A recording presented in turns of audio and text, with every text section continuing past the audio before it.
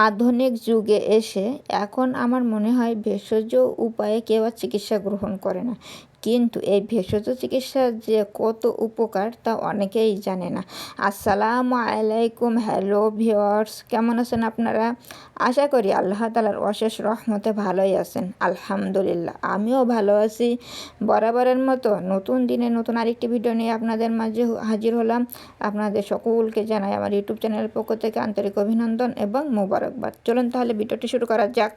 গরমের মাঝে আজ সকাল থেকে নামছে স্বস্তির বৃষ্টি। আলহামদুলিল্লাহ, কি আনন্দ! বৃষ্টি হলে আমার অনেক ভালো লাগে। আর এই 2-3 দিন যাবৎ যে কী পরিমাণে গরম পড়েছে, সেই গরমটা এখন আল্লাহ তাআলার রহমতে এক নিমিষে শেষ হয়ে যাবে। মেঘলা আকাশ, রিমঝিম বৃষ্টি, কার না ভালো লাগে বলুন তো দেখি। এই দেখুন, ক্যামেরায় বৃষ্টি বোঝা যাচ্ছে কি না যাচ্ছে সেটা জানি না, তবে এই সামনের দৃশ্যটা দেখে বুঝতে পারছেন যে ছাতা নিয়ে বের হয়েছে বৃষ্টির মধ্যে। আরও আরেকটি অসাধারণ দৃশ্য দেখা, এই দেখুন, বৃষ্টিতে কেবলমাত্র আমিই খুশি না, এই কচু গাছগুলো কি সুন্দর খুশি হয়েছে। দেখুন, বৃষ্টির তালে তালে তারাও নাচতে শুরু করেছে। রিমঝিম বরসায় বৃষ্টির ছোঁয়ায় তাদেরও মন আনন্দে নেচে উঠছে। দেখুন, বৃষ্টিতে কচু পাতার উপরে পানি পড়ছে, কিন্তু সে পানিটা কিন্তু ওর গায়ে লাগছে না, আর মনে হচ্ছে কচু গাছগুলো নাচছে। কি অসাধারণ দৃশ্য, তাই না? আমার কিন্তু খুবই ভালো লাগছে। তারপরে যে বৃষ্টি শেষে আর একটু ভেষজ চিকিৎসা করব আজকে, যেহেতু ঠান্ডা গরম পড়ছে, এখন গরমের মধ্যে বৃষ্টি, ঠান্ডা লেগেই যাচ্ছে। তাই এই যে আমি এক রকমের পাতা তুলতে আসছি, আপনাদেরকে আমি বলবো না, আপনারা দেখবো যে আমার ভিডিওগুলো কেমনভাবে দেখেন। অবশ্যই অবশ্যই আপনারা কমেন্টে বলবেন যে এইগুলো কি গাছের পাতা আমি উঠাচ্ছি, আর এইগুলো কী কাজে লাগবে সেটা আমি অবশ্যই বলে দেবো। চলুন তাহলে দেখা যাক কী করি। এই যে বাসায় নিয়ে আসলাম, এনে ধুয়ে সুন্দরভাবে পরিষ্কার করে নিয়ে হামানদিস্তির স্টিক দিয়ে সুন্দরভাবে আমি থেতো করে নিই। এর ভিতরে কোনো পানি অ্যাড করা যাবে না, এই পাতার যতটুকু রস আছে সেইটুকুই প্রয়োজন। হ্যাঁ, এটা কী কাজে লাগবে বলছে, দেখুন সেকনির সাহায্যে কীভাবে রসটা আমি সেকে নিচ্ছি। এটা অল্প একটুই বের হবে, আর সেইটুকুই আমাদের প্রয়োজন। হ্যাঁ, এই দেখুন কতটুকু বের হয়েছে। এইটা হলো কাশির মহা ঔষধ। যেহেতু বৃষ্টির দিন আর তার আগে গরম পড়ছে, ঠান্ডা গরমে কাশি হচ্ছে, আর এইটা হলো কাশির মহা ঔষধ।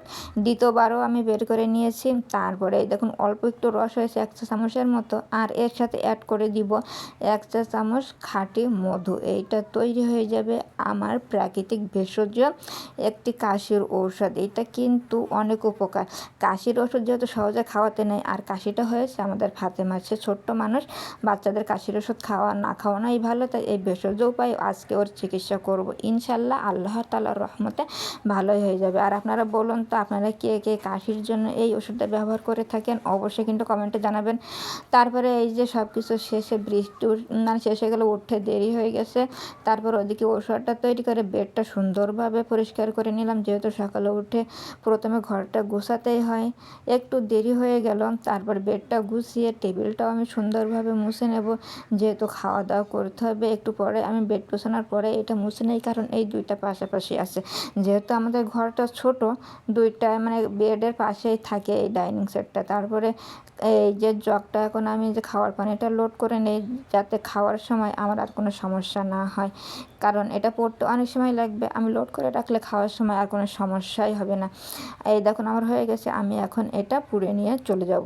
তা ভিউয়ার্স, আজকের ভিডিওটা কেমন লাগছে অবশ্যই কিন্তু লাইক দিয়ে কমেন্ট অবশ্যই বলবেন, আর আমার সাথেই থাকবেন পুরোটা সময় জুড়ে।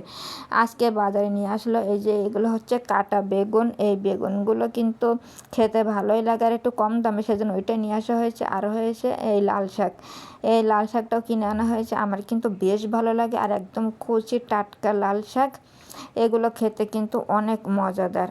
আর কি নিয়ে আসছে দেখা যাক। এই নিয়ে আসছে আলুটা যেহেতু অনেক দিন হয়েছে শেষ হয়ে গেছে, এখন অল্প অল্প করে নিয়ে আসছে, যেহেতু একসাথে অনেকগুলো আনার এখন সমস্যা হয়ে গেছে।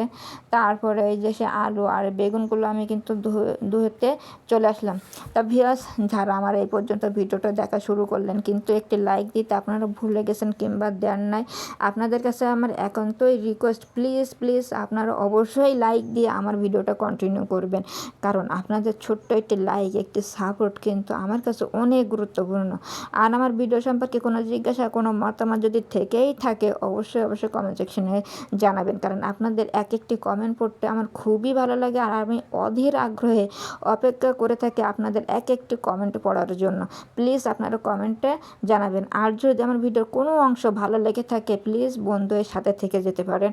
আপনারা আমাকে সাপোর্ট করবেন, কারণ আপনাদের সাপোর্ট নিয়েই কিন্তু আমি সামনে এগিয়ে যাব। আর আমার কিন্তু ইউটিউব নিয়ে বিশাল বড় একটা ড্রিম আছে, যেটা কিন্তু আমি সবসময় বলে থাকি আল্লাহর রহমতে এবং আপনাদের সাপোর্ট দ্বারাই কিন্তু পরিপূর্ণ হবে। এই দেখুন আমার ধোয়া শেষ, এবার রান্নায় চলে যাব। এই যে মাছগুলো আজকে আনা হয় না, যেহেতু 2 দিন মাছ আনা হয়েছে, এগুলো ফ্রিজে জমে যাচ্ছিলো, তাই এইগুলো দিয়ে আজকে রান্না করা হবে। তাই মাছগুলো প্রথমে পরিষ্কার করে আবার আমি ফ্রাই করে নিচ্ছি, যেহেতু মাছগুলো না ফ্রাই করলে তো রান্না করা যাবেই না। আর এই পেট করে অনেকক্ষণ ধরে আমরা ফ্রাই করে নিই। তাই যা হোক, এই ফ্রাই করার পরে এবার সেই লাল শাকগুলো। আর আছে একটি কথা, যে সকাল থেকে বৃষ্টিও হয়েছে না, আমাদের এখানে মানে ইলেকট্রিসিটি চলে গেছে, সেই জন্যই এত আঁধার আর একটু ভিডিও করতে সমস্যা হয়েছে, যেহেতু কারেন্ট নাই। তারপরে এই যে বিনা এতে দেখাচ্ছে আর মেঘলা আকাশ দেখাতে মনে হচ্ছে খুব অসুবিধা হচ্ছে। যাই হোক, শাকটা রান্না করে নিলাম, এই যে মশলা দিয়ে সেদ্ধ করে এখন এই যে তেলের উপরে দিব।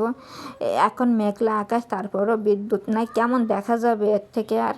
তাই আধার উঠছে, একটু মানে কনসিডার করে আমার ভিডিওটা কন্টিনিউ করবেন অবশ্যই ভিউয়ার্স। তারপরে এই যে তেলের উপরে দিয়ে সুন্দরভাবে আমি শাকটা ভেজে নেব। ভাজলেই তো আমার শাকটা হয়ে যাবে। আর এই শাকটাই তেল সবসময় আমি একটু বেশিই দিই, কারণ এই শাকের যে ভিটামিন সেটা কিন্তু ওই তেলের ভিতরে দ্রবীভূত হয়, আর তেলটা শাকের ভিতরে টেনে নেয়, সেটা খেতে কিন্তু অসাধারণ লাগে আমার কাছে। জানি না শাকের ভিতরে আপনারা তেল কেমন খান, আমি একটু বেশিই খাই। এই দেখুন ফাইনাল লুক কেমন হয়েছে আমার লাল শাকের রেসিপিটা। লাল শাকটা যেহেতু জালি এখন বেশি লাল হয় নাই, তারপরেও কিন্তু অনেক ভালো লাগছে দেখতে। আর ভেজে কতটুকুই হয়ে গেছে।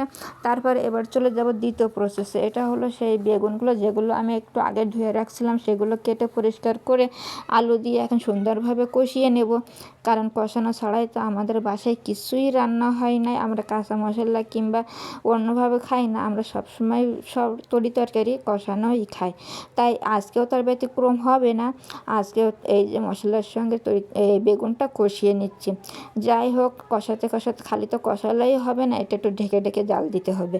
তাই এখন আমি সুন্দরভাবে কষানো হয়ে গেছে, এখন একটু ঢেকে আর কিছুক্ষণ কষিয়ে নেব। এই যে একদম লাস্ট পর্যায়ে চলে আসলাম।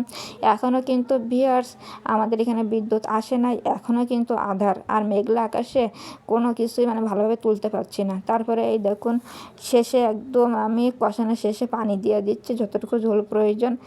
মানে আমার একটু ঝোল বেশি খাই, সবসময় তো বলেই থাকি। এই দেখুন অনেকগুলি ঝোল দিয়ে দিলাম। আমাদের পাত্রে কিন্তু আর পানি নাই, মানে আরও থাকলে মনে হয় আরও দিয়ে দিতাম, যেটুকুই ছিল সব দিয়ে দিলাম। যাই হোক ভিউয়ার্স, এই দেখুন পানিগুলো শেষে অনেক মশলাগুলো মিশিয়ে এখন আমি আবারও ঢেকে দেবো, যেহেতু এটা ইম্পর্টেন্ট। পানি দেওয়ার পরে অবশ্যই তরকারিটা একটু ঢেকেই দিতে হয়। আর কিছুক্ষণ জ্বালানোর পরে এবার এই যে মাছগুলো অ্যাড করে দিচ্ছি। এখনও যেহেতু অর্ধেক পরিমাণে পানি আছে, এখন মাছগুলো অ্যাড করে দিলে মাছগুলো কুক হয়ে যাবে, তরকারিটাও পরিপূর্ণভাবে মাছের স্বাদটা পাবে।